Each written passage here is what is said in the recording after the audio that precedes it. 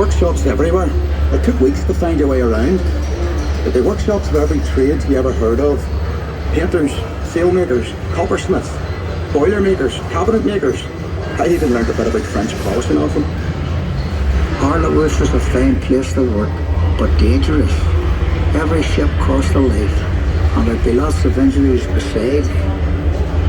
I was in the engine works for a while. Very well equipped it was. That's where we built the triple expansion engines.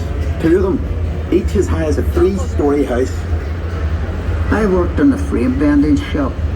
You'd heat steel beams in the furnace, then hook them onto slabs of cast iron and hammer them curved.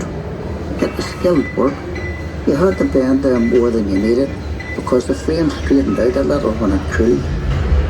The shell plates that made up the hull weighed up to 4.5 tons. They were taller than the da. The plates were overlapped on the edges. Some were raised, one after another. We called it clincher. One of the foremen taught me years ago, that's how you built steel ships.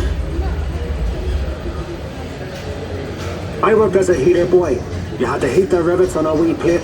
You pumped the bellows till the rivet was white hot, and you get a hold of it with your tongs and throw it up to the catcher, and he put it in the hole in the plate for the holder up. There were 2 of us on the other side of the plate with the holder up. We had to hammer the rivet so it filled the hole before it turned dull red. The double bottom. That's a wee space we called the tanks, made up of steel plates. The rest of the rivet squad all had to fit into that gap.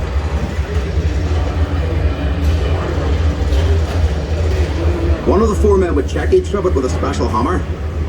If it made a ringing sound, we'd have to go back and chase it out afterward. I'd get scared working down in that double bottom. You only had candles for light. And the constant hammering against the shell plates. You could hear it all over Belfast.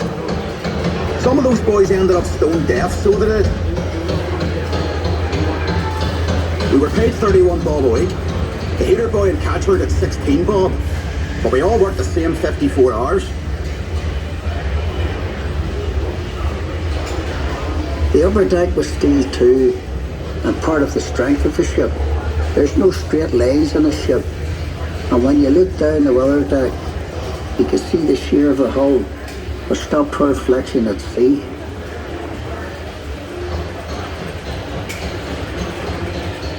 The stern frame had to be strong enough to take the rudder turning in heavy seas.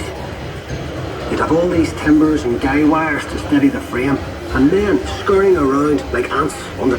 When we came to launch day, I was torn between pride and fear. The standing ways were coated in tallow, train oil and soft soap. So the ship would slide when they shifted her weight off the blocks. That was the most dangerous part. When the shipwrights were knocking away the last props. They were under compression, you see, and the sliding ways would be released by the hydraulic trigger. 100,000 people watched the launch. Some paid a bob to sit in the reserved seating. There were extra trams laid on. Then we all went off to the pub to wish her well. Doc, you were proud to be an island man that day. And Titanic was the pride of Belfast.